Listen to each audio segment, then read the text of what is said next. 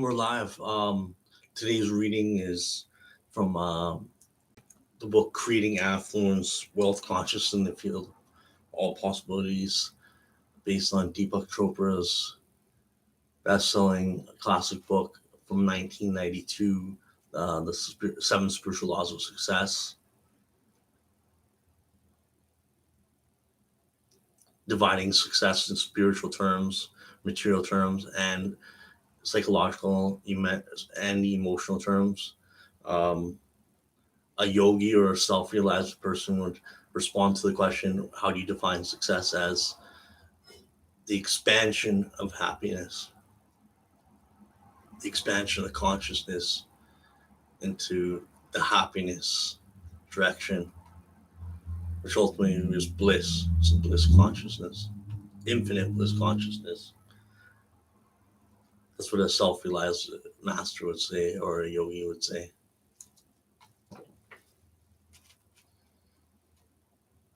So it's a constant expanding of consciousness and awareness, never ending, constantly evolving and growing eternally. So today's reading is the 25 qualities of the unified field.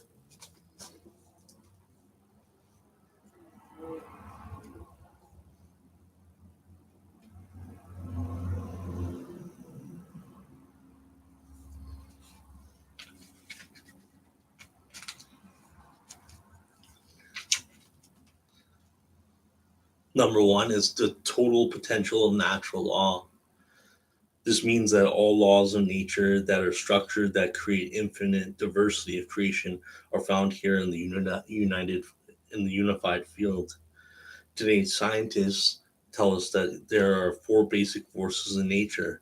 These are gravity, which makes the earth go round and round and the planets together, electromagnetism, which is responsible for light, heat, and electricity, and all things that we experience in daily use energy, and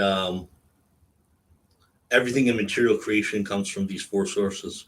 But these aren't merely forces, these are fields of intelligence as well, because the ultimate ground of these forces, the unified field, is a field of infinite unbounded intelligence, and is therefore the total potential of natural law.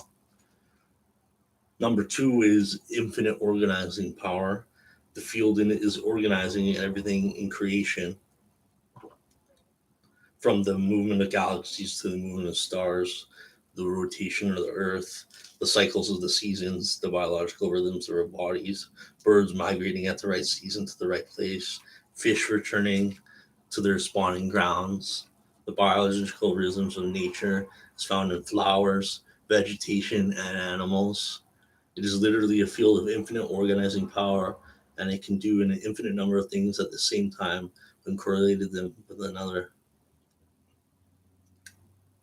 So inherent in the field itself is infinite organizing power.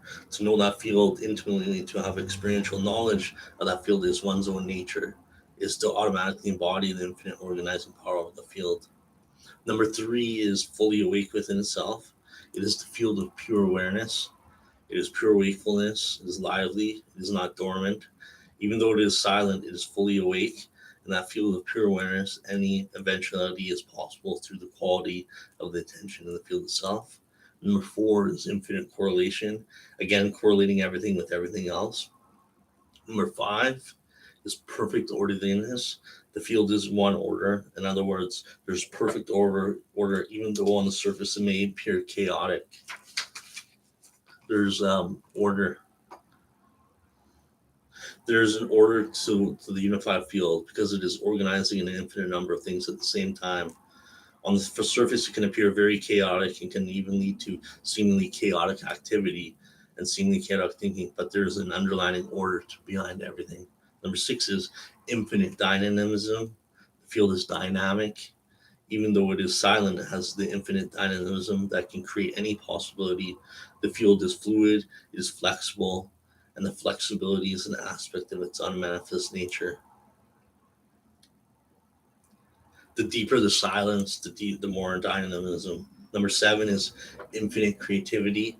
After all, what could be more creative than the art of manifesting the entire universe, but the manifestation of the universe is nothing other than the manifestation of thought from love of being, pure being thinking to itself. May it become the waters thinking to itself. May it become the mountains. May it become the galaxies. Pure being, undisturbed, silent, eternal is the state of bliss. A flicker of thought in the state of little disturbedness, and out of it, a whole universe manifests. The great Sufi poet Rumi once said, "We come spinning out of nothingness, scattering stars like dust. This is the mechanics of creation." Number eight is pure knowledge. Pure knowledge is not knowledge about this or that. It is the knowledge about everything that exists in material creation. It is the potentiality, the potential of all that was, is, and ever will be.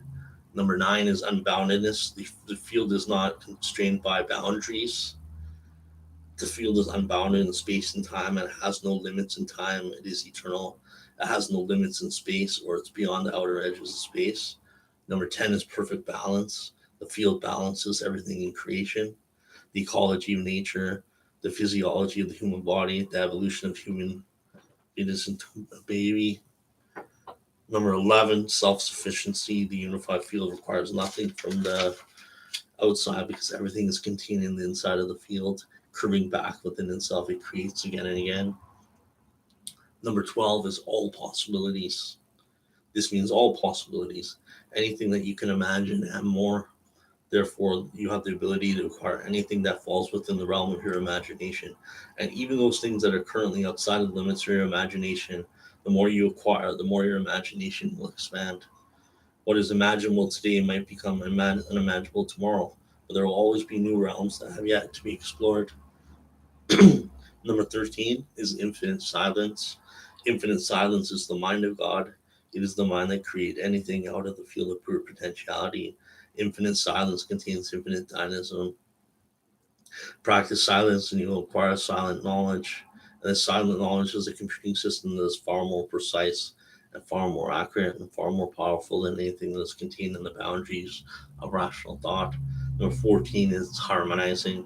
The universe's harmonious interaction of all the elements and forces that create balance and harmony. The word universe literally means one song, one verse, one song. In this song, in the harmony, there's peace, laughter, joy, and bliss. Number 15 is it's evolutionary. Everything in nature is evolving to a higher level of existence. Even without trying or thinking, just by virtue of our existence itself, we're evolving to a higher level of awareness. When we're aware of this, we evolve even faster. Number 16, it's self referral. A unified field doesn't refer to any outside object in order to know itself, it just goes back on itself to know itself. Number 17, invincibility.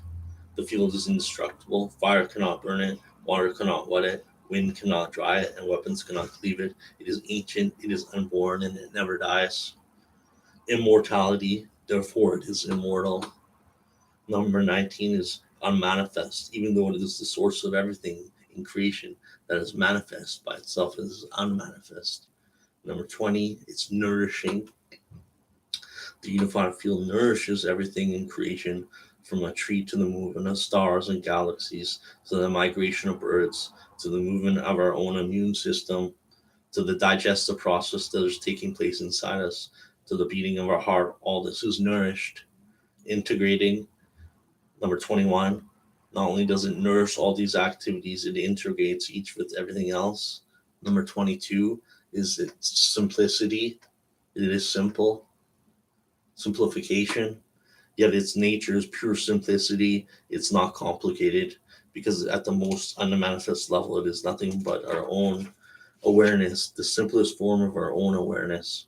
And number 23 is purifying.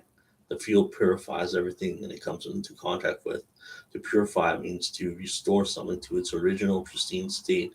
The universe, being the expression of inquisitive balance, has its source in purity. Therefore, the field, which is the source of everything, purifies everything that it comes into contact with. And number 24, freedom. Freedom is inherent in the unified field. And when we contact the field, then freedom comes to us. It is freedom that comes from the experiential knowledge of one's real nature. And our real nature is that we are joyful, silent witness, the non attached, immortal spirit that animates all manifestation. And to have the experience of that silent witness, it's just to be. This is real freedom, the ability to enjoy the choices we make in every successive moment of the present. It is the ability to spontaneously put our attention on those choices that bring joy to us and also to others. And the last quality of the unified field, number 25, is bliss. Field is blissful. It is full of bliss. The last quality of the unified field, and the most important, is bliss. Bliss should not be confused with happiness. Happiness is always for a reason. You're happy when someone pays you a compliment, or when you get a great job, or when you make a lot of money, or when you have a satisfying relationship. But when you are happy for no reason whatsoever, in the mere fact of existence, you're in a state of bliss. This bliss is where we come from. It is the nature of existence itself. It is inherent in the field. It is more primordial than our body nearest to our mind, and it follows us wherever we go. In the state of pure bliss is the expression of pure love. When love is pure, you become the embodiment of love. This love is offered to none, denied to none. It just radiates from you like light from a bonfire or dreams from a dreamer. It kindles the spark of love wherever it falls.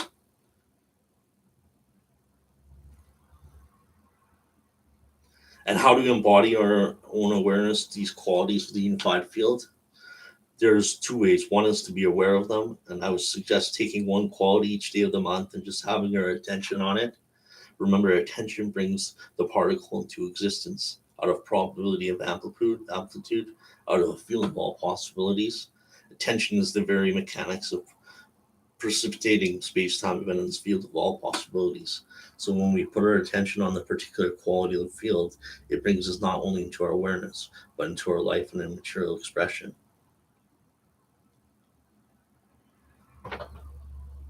So pick a theme for each day of the month. There are 25 qualities for 25 days, and then one could restart with the first theme on day 26.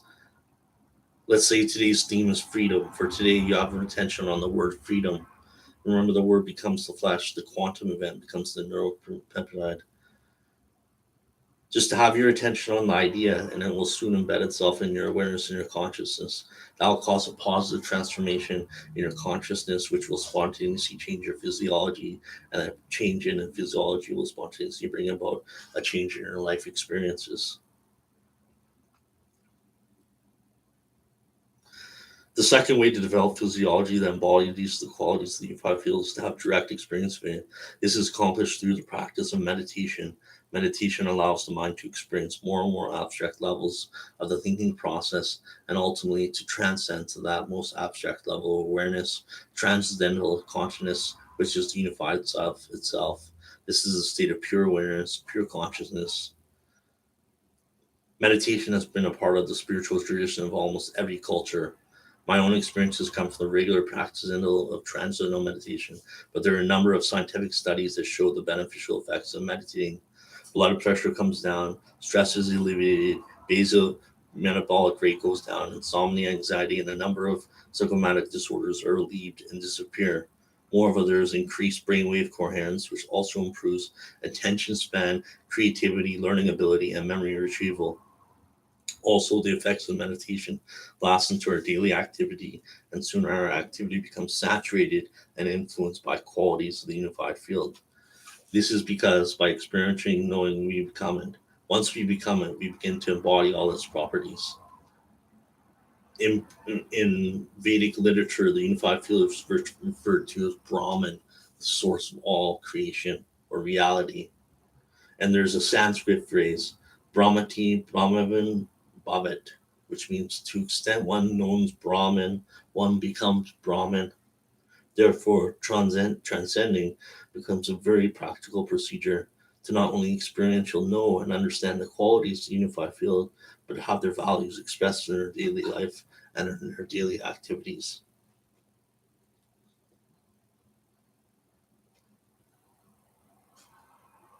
In this book, I have outlined for you the steps to wealth consciousness based on a true understanding of the workings of nature. And these are the 25 qualities of the unified field. That concludes today's daily reading of Creating Affluence, Wealth Consciousness in the Field of All Possibilities, based on Deepak Chopra's classic best-selling book, The Seven Spiritual Laws of Success, that was written in 1992.